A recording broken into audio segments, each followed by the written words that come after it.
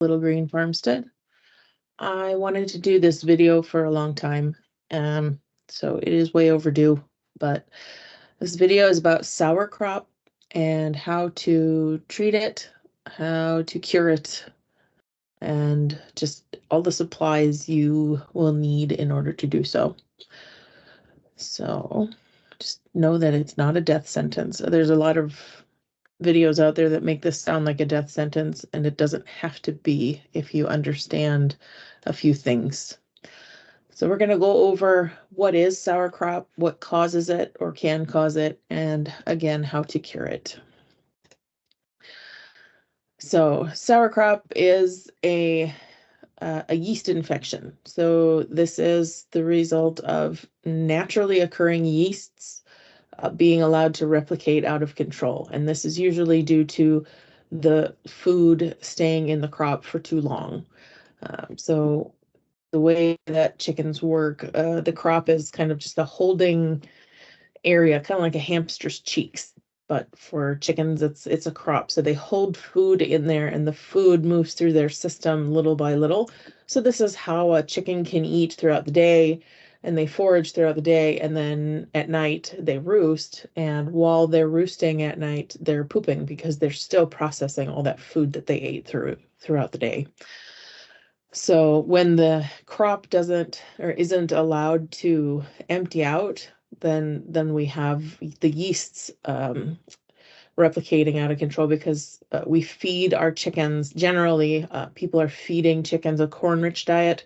Corn is very high in carbohydrates, and that is food for yeast. So when this stuff stays in a crop for too long, this is how we have this problem. So sour crop kills the bird by starving them to death.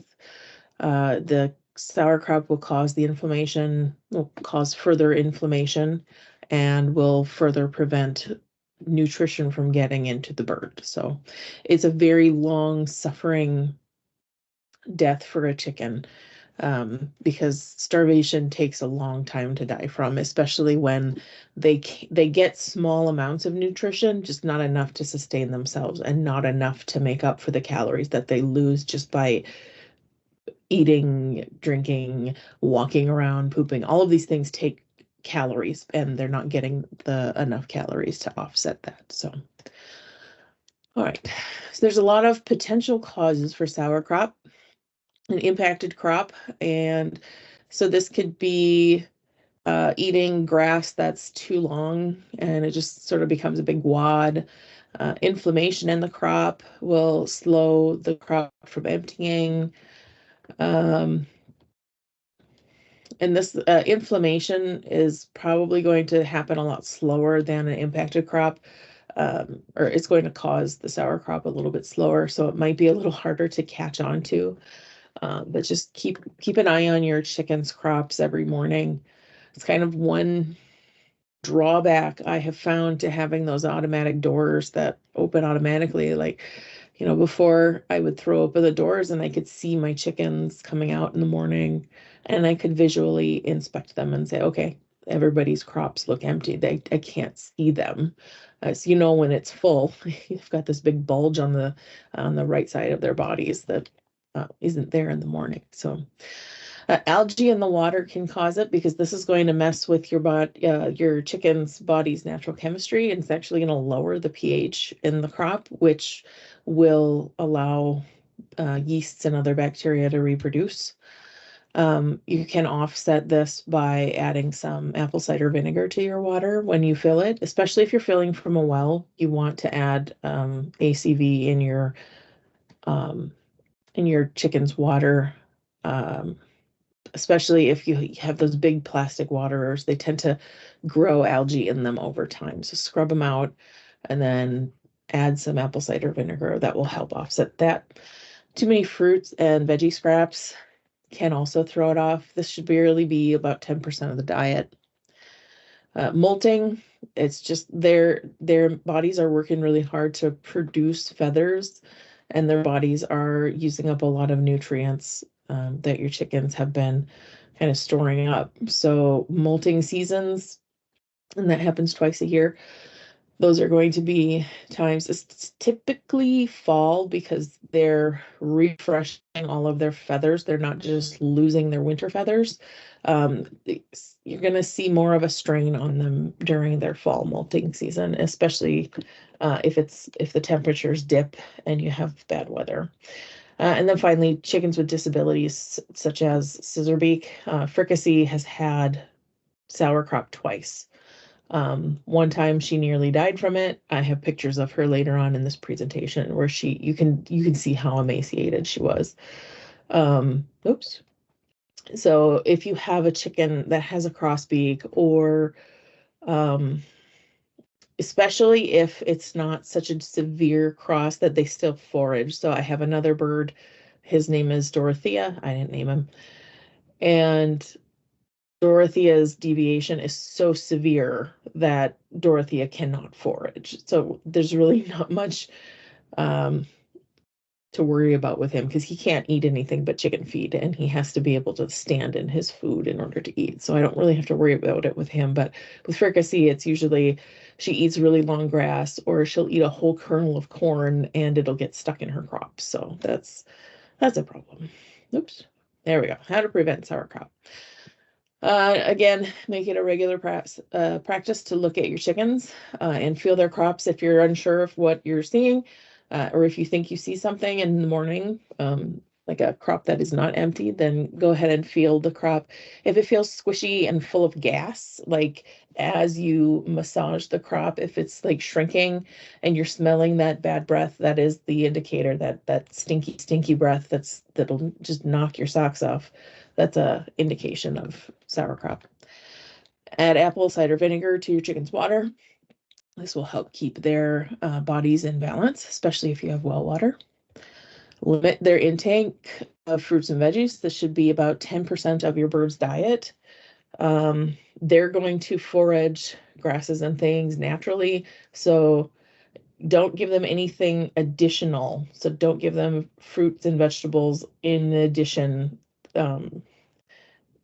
that's more than 10%. So we already know they're going to eat grasses and things like that, but even that they're not going to eat that much of. They're hunting for insects too. They're hunting for more than just, or they're looking for more than just grass when they're out free ranging. So, and then provide additional nutritional support during molting season. So increase your protein amounts, reduce carbohydrates. I don't dislike corn.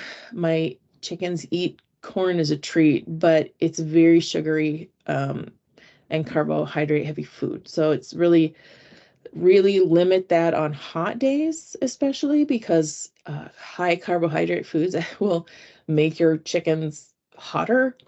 It will raise their body temperatures and they'll suffer a little more. So on hot days, I don't give them any corn, and they just kind of eat. Like I'll feed them some like peas and oats and things like that I have laying around instead of even their feed, because their feed, I do feed them feed that has corn in it. So, all right, how to cure it. Remember, you're trying to cure the bird. You're not just treating the symptoms. So treatment must continue long after the symptoms have abated. That means after you stop seeing symptoms, after you stop smelling stinky breath, after they stop pooping stinky poop, you still need to continue treatment. You are treating the whole bird, not just the symptoms. So the most common mistake I've seen with other people who have reported treating this is they just don't treat long enough. So remember, birds hide illness better than any animal in the world.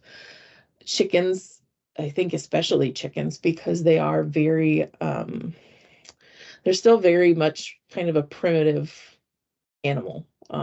They're very much like they used to be. They haven't really evolved a whole lot. So we've changed, we've bred them to have certain traits but we haven't bred some instincts out of them. And one of those instincts is hiding illness. So, and again, we're not just treating the sour crop, but you also need to treat its underlying cause. So we already talked about what those potential underlying causes could be.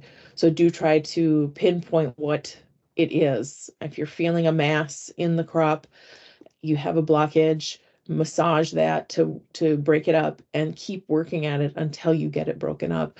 You're not done treating your bird until you wake up in the morning and there is nothing in the bird's crop. While you're treating them to begin with, you're going to still want to offer food all the time because they're going to be malnourished. But after a while, after symptoms abate, you can stop, or you can start pulling food at night to see how their crop is in the morning, and then adjust, just kind of proceed from there. But continue to treat even after that crop is emptied in the morning. Keep treating them. This is the key to curing it and not having it come back.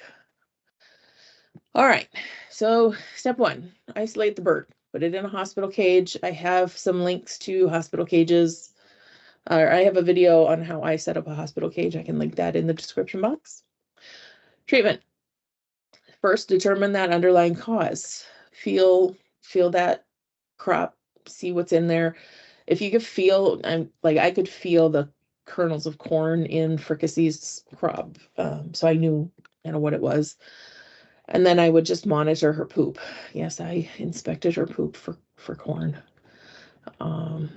And then I would feel her crop again to see if I could still feel any pieces of corn in there. If you feel a mass, just keep massaging it. You can administer that olive oil.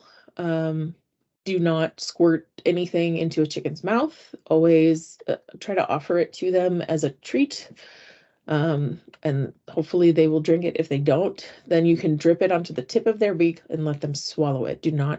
Don't shoot oil or anything down a chicken's throat. After you massage the mass with oil, if the chicken is really, if it's not breaking up, you're going to have to see a vet because they will have to do surgery. But keep working at it because sometimes it just takes a while. And then get out as much as you can.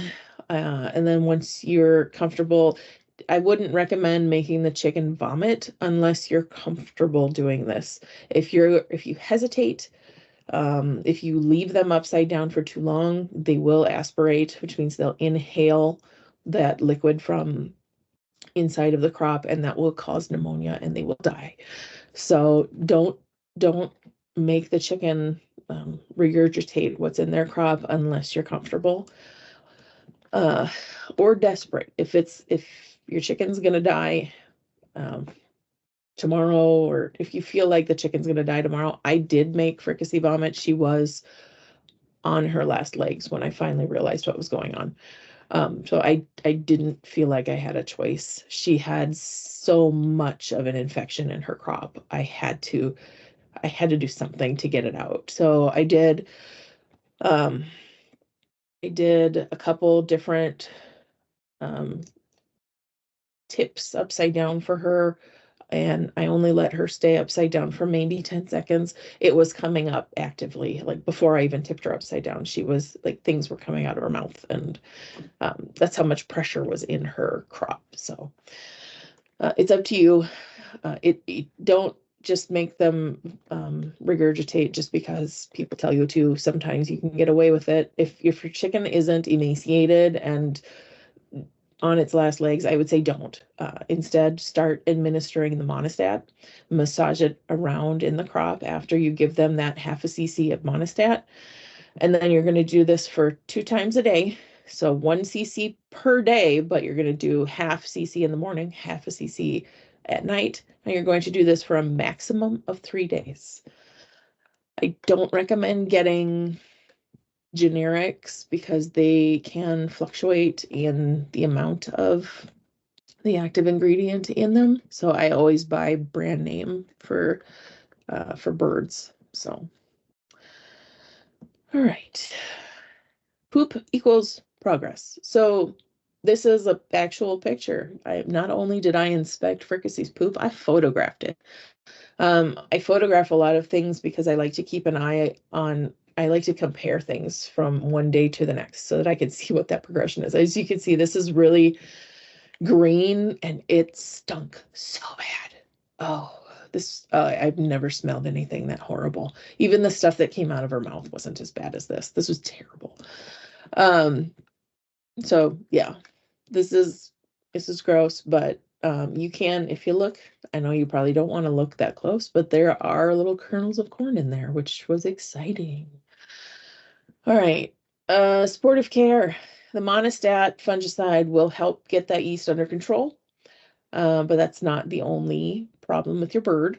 I know it is very tempting to give your chicken electrolytes to restore their body chemistry and help them, feel better.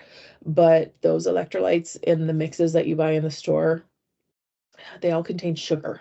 And what does yeast feed on? Sugar. So the last thing you want to give them is sugar. So because that's going to undo all the work that your monostat's doing. So do not give your bird those electrolyte sugary mixes. Do not give them the Pedialyte stuff. Do not give them anything sugary. Do give your bird water with apple cider vinegar and fresh sliced garlic. Do not use the jar garlic. It's not potent enough. Most birds are going to eat the garlic out of the water. And that's awesome because garlic is a fungicide. So it's going to sit in the crop and it's going to work a little bit longer than just the water itself. So that's going to help. So supportive care continued. Keep your bird on a low carb diet. Think keto diet.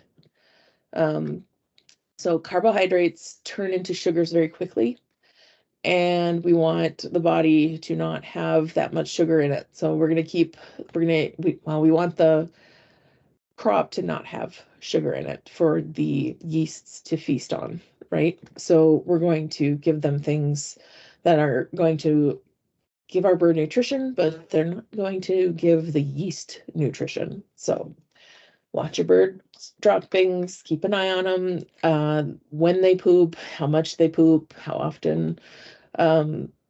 And then the smell of the poop is also a good way to gauge how they're feeling. When the poop starts smelling like normal chicken poop again, it's not making your eyes water, i.e., then we're making progress. Keep massaging the bird's crop before and after administering the fungicide, and so that it gets all throughout the crop. And it doesn't hurt to massage the crop throughout the day to help alleviate some of the gases that build up from the yeasts that are reproducing and eating and things like that in there. All right, so here's some tips for diet. Plain unflavored yogurt is my go-to. I usually use that as the base, at least for the first few days. I will also feed scrambled eggs. I like to mix in things into that unflavored yogurt, like flax seeds and nuts. Chop up those nuts really finely. Again, we want things to escape the crop as fast as possible. And we don't want the chicken's body to have to work too hard to move it through their system. So everything should be small pieces. You can do a low carb chicken hot cereal. I'm going to make a video on how I make chicken hot cereal and like chicken treats and things like that in the future. Grubs and mealworms are great. The black soldier fly grubs, especially, they're going to have a lot of calcium in them. They're going to have a lot of good fats and things. Olive oil, tallow is good.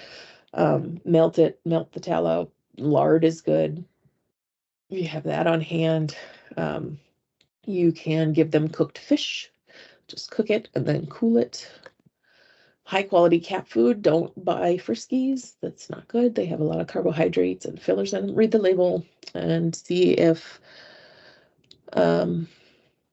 just see what the ingredients are. If it contains corn or any grains, just skip it. There are cheaper brands that you can buy at Walmart. I know and I don't know what those are. I'll try to find them and link them in the description below. Fresh garlic, again, always good. Apple cider vinegar, always good. If it's got the mother in it, it's even better. And herbs like oregano and rosemary, those are also going to help fight that fungus, which is yeast, and help support your bird's recovery. So this picture of Fricassee on the right, she is very emaciated. You can see the curve of her neck. She's a light Brahma, so she should be a lot bigger than she looks. So Frick is enjoying a Greek yogurt parfait with grass-fed tallow, flaxseed, and soldier fly larva in it, and that is her dinner. And yeah, so my secret weapon for everything chicken is dandelion infused olive oil. This is why I'm kind of rushing to get this out right now, because this is dandelion season. So go out, pick some dandelions. You just need the heads, let them dry, and then toss them into a crock pot on low with olive oil. If you put the dandelions in some cheesecloth first, just let them steep as long as you want, really. I would say at least 4 hours on low, but try to do 8. It's not really going to stink up the house. It's just olive oil and dandelions. This will last forever. Keep it in your cupboard. Dandelion is a great it's a great medicine for chickens because it's very gentle on them, but it's very potent. It is a very good anti-inflammatory. So I gave her dandelion oil, or dandelion olive oil, in everything I fed to her. Everything that really did help ease the inflammation caused by the sauerkraut. So that is my final slide. I hope you found this helpful. Reach out in the comments with any questions. I do keep an eye on them. So let me know if you have any questions, and I hope to see you next time here at the Little Green Farmstead. Thank you.